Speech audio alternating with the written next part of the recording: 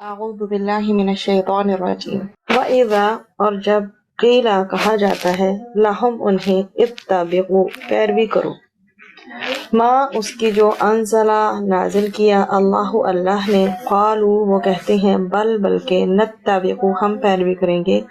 ما اس کی جو الفینا پایا ہم نے علیہ جس پر آباءنا اپنے آباء و اجداد کو اولو کیا بھلا اگرچہ کانا ہوں آباؤہم ان کے آباء و اجداد لا یعقلون نہ وہ عقل رکھتے شیئن کچھ بھی ولا اور نہ یہتدون وہ ہدایت یافتہ ہوں۔ اس میں ہمارے پاس اس آیت میں جو ہے وہ نیا ورڈ آپ کے پاس آیا ہے الفینا، لام فا اور واو ہے، یہ بھی پانی سے ہے، ہم نے پایا، تو اس کو نوٹ کر لیجئے۔ اور اس کے علاوہ نیکسٹ آیا میں ہے جو ڈفرینٹ ورڈز ہیں، باقی سب تو پرانے ہیں، ٹھیک ہے۔ اور جب ان سے کہا جاتا ہے کہ اس کی پیروی کرو جو اللہ تعالیٰ نے اتارا ہے، تو وہ کہتے ہیں بلکہ ہم تو اس کی پیروی کریں گے جس پر ہم نے اپنے باپ دادا مطلب اپنے فور فادرز کو پایا ہے، کیونکہ وہ سمجھتے ہیں کہ وہ ان کی نسبت زیادہ عقل رکھتے ہیں اور انہیں کو فالو کیا جانا چاہیے۔ اب اس آیت کو ہم دیکھتے ہیں، سب سے پہلے پہلا پورشن دیکھتے ہیں وَإِذَا قِيلَ لَهُمْ سے لے کر انزل اللہ تک، پہلی جو آپ کے سامنے لائن ڈسپلے ہو رہی ہے اس کو دیکھتے ہیں۔ اس آیت میں اللہ سبحانہ وتعالی نے آبا کی اندھی تقلید کرنے والوں کا ذکر فرمایا ہے۔ اس کا باقاعدہ شان نزول بھی ہے کہ رسول اکرم صلی اللہ علیہ وآلہ وسلم کو نے جب یہود کو اسلام کی دعوت دی اور جنت کی رغبت دلائی اور عذاب سے ڈرایا، تو رافع بن حرملہ اور یہودی اور مالک بن عوف یہودی نے کہا کہ اے محمد صلی اللہ علیہ وآلہ وسلم، ہم آپ کی اتباع نہ کریں گے بلکہ جس پر ہم نے اپنے باپ دادوں کو پایا ہے اسی پر چلیں گے، کیونکہ وہ ہم سے زیادہ عالم اور ہم سے اچھی ہیں۔ تو اس پر اللہ سبحانہ وتعالیٰ نے یہ آیت نازل فرمائی۔ اس میں آپ کے سامنے ہے نبی کریم صلی اللہ علیہ وسلم کی کوشش تو یہ تھی کہ یہود کو اسلام کی دعوت دیں اور جنت کی طرف رغبت دلائیں اور عذاب سے بھی ڈرائیں، لیکن انہوں نے تو صاف کہہ دیا کہ محمد مصطفیٰ صلی اللہ علیہ وسلم ہم آپ کی اتباع نہیں کریں گے، ہم اسی پر چلیں گے جس پر اپنے باپ دادا کو پایا ہے، اور ذہن میں کہ کیا تھا کہ وہ ہم سے زیادہ عالم ہیں اور ہم سے اچھے تھے۔ تو اس بارے میں ہمیں یہ تذکرہ ملتا ہے کہ یہ آیت جو ہے اللہ سبحانہ وتعالیٰ نے نازل فرمائی۔ اور پھر کیا ہے کہ آبا کی مطلب فور فادر کی اندھی تقلید کرنے والوں سے جب کہا جاتا ہے کہ اس کی پیروی کرو جو اللہ سبحانہ وتعالیٰ نے اتارا ہے،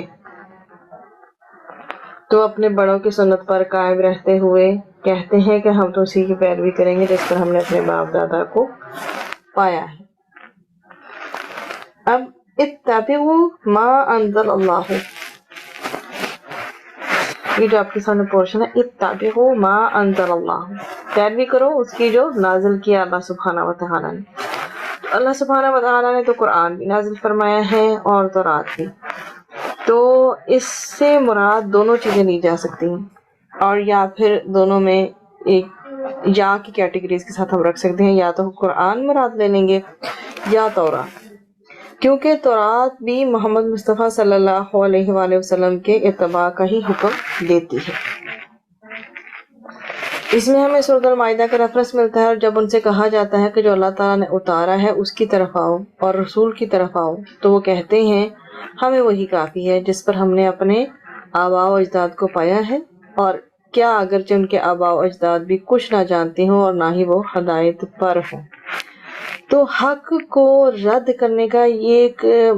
نہایت ہی کمزور جو طریقہ ہے یہ بتایا گیا ہے، یہ ان کی حق سے روگردانی اور اس سے اعراض کی اور ساتھ میں ایٹ دا سیم ٹائم عدم انصاف کی دلیل بھی ہے۔ اگر رشد و ہدایت اور اچھے مقصد کی طرف ان کی رہنمائی کی گئی ہوتی تو حق ان کا مقصد ہوتا، اور جو کوئی حق کو اپنا مقصد بنا لیتا ہے تو پھر کیا ہوتا ہے, وہ حق اور غیر حق کے درمیان ڈفرینس کو فیل کرتا ہے, کمپیریزن کرتا ہے تو وہ ڈفرینس کو فیل کرتا ہے, اور حق کمپلیٹلی اس کے سامنے واضح ہو جاتا ہے. اگر وہ انصاف پسند ہے تو وہ پھر حق کی ہی اتباع کرتا ہے. تو ان لوگوں نے انبیاء پر ایمان لانے سے بے رغبتی اختیار کی. خلاصہ اس کا یہ نکلتا ہے, ان لوگوں نے انبیاء پر ایمان لانے سے بے رغبتی اختیار کی, اپنے آباء و اجداد پر اکتفا کیا حالانکہ وہ جاہل اور گمراہ تھے. اب یہ جو پیچھے سیم انہی فٹ سٹیپس پہ رہنا جس کے اوپر کے فور فادرز تھے, اس میں ہوتا کیا ہے, ہوتا یہ ہے کہ یہ لوگ کیسے اس چیز کو کنٹینیو کیے ہوئے ہوتے ہیں. باپ دادا کے طریقوں کے پابندی عقائد میں ہوتی ہے, ٹھیک ہے, یہ لوگ عقائد میں کرتے ہیں. آپ کے سامنے میں 3 پوائنٹس رکھتی ہوں کہ یہ عقائد جو باپ دادا کے طریقوں کی پابندی عقائد میں ہوتی ہے ان کے پاس, پھر پابندی دوسرے نمبر پر رسوم و رواج میں ہوتی ہے, پھر تیسرے نمبر پر یہ پابندی حلال و حرام میں بھی ہوتی ہے. مثلا انسان جب کسی جانور یا انسان کو مقدس ٹھہرا لیتا ہے تو اسے اللہ تعالیٰ کی قربت کا ذریعہ سمجھ لیتا ہے. یہ چیز جب اگلی نسلوں تک پہنچتی ہے تو وہ اس کو اپنے بڑوں مطلب اپنے باپ دادا کی سنت سمجھ کر پکڑ لیتے ہیں, پھر اس پر غور و فکر کرنے کی ضرورت محسوس نہیں کرتے. پھر وہ وقت آتا ہے جب دلیل کی کوئی بات ان پر اثر انداز نہیں ہوتی. تو حلال و حرام کی خود ساختہ پابندیوں پر قائم رہنا یہ ثابت کرتا ہے کہ ابھی تک ان کے رگ و ریشے میں جاہلیت کا زہر موجود ہے. اب آگے بات وہی کی جا رہی ہے, اولو کان آباؤہم لا یعقلون, اور ساتھ میں یہ بھی شیئن کا ذکر بھی ہے, لا یعقلون شیئا, کیا اگرچہ ان کے باپ دادا تھوڑی سی عقل بھی نہ رکھتے ہیں, یعنی وہ دین کی سمجھ ہی نہ رکھتے ہوں, نہ ہدایت پاتے ہیں, وہ اللہ تعالیٰ کی عظمت کو نہ سمجھتے ہوں اور دین کی طرف ہدایت نہ پاتے ہوں, ایسے شخص کی تقلید کرنے کی حرمت ہے جو نہ علم رکھتا ہو اور نہ ہی دین کی سمجھ رکھتا ہو. تو ایسے شخص کی اتباع کا جواز جو علم رکھتا ہو, تو پھر ڈیفینیٹلی اس کے جتنے بھی اقوال ہوں گے, جتنی بھی اوپینینز ہوں گی, وہ وحی الہی پر مبنی ہوں گی اور کتاب و سنت سے جو ہے وہ ماخوذ ہوں گی. ایسا شخص, 2 آپ کے سامنے کرائٹیریا ہیں, 2 لوگ ہیں, ایسے شخص کو فالو نہیں کرنا چاہیے جو نہ علم رکھتا ہو اور نہ ہی دین کی سمجھ رکھتا ہو. اتباع اور فالو کس کو کرنا چاہیے؟ جو علم رکھتا ہو, اس کے ڈیفینیٹلی پھر اقوال, اس کی آراء, اس کی اوپینینز وحی الہی اور کتاب و سنت سے ہی ماخوذ ہوں گی. پھر ہمارے پاس لاسٹ پورشن رہ جاتا ہے وَلَا يَحْتَدُونَ, اور وہ ہدایت نہ پاتے ہوں, یعنی نہ نفع مند علم رکھتے ہوں, نہ ہی عمل صالح کی توفیق. تو جب علم ہی نہیں ہوگا ان کے پاس کہ صحیح عمل کیا ہے, طریقہ کیا ہے صحیح عمل کا, تو عمل صالح کیسے کر سکتے ہیں, توفیق ہی نہیں ملتی. تو اللہ تعالیٰ نے آباء و اجداد کی اندھی تقلید کرنے والوں کو 2 دلائل سے سمجھایا ہے. پہلا یہ کہ اگرچہ باپ دادا عقل سے کام نہ لیتے ہوں پھر بھی ان کی بات مانو گے, اور دوسری چیز یہ کہ اگرچہ انہوں نے ہدایت نہ پائی ہو پھر بھی ان کی بات مانو گے.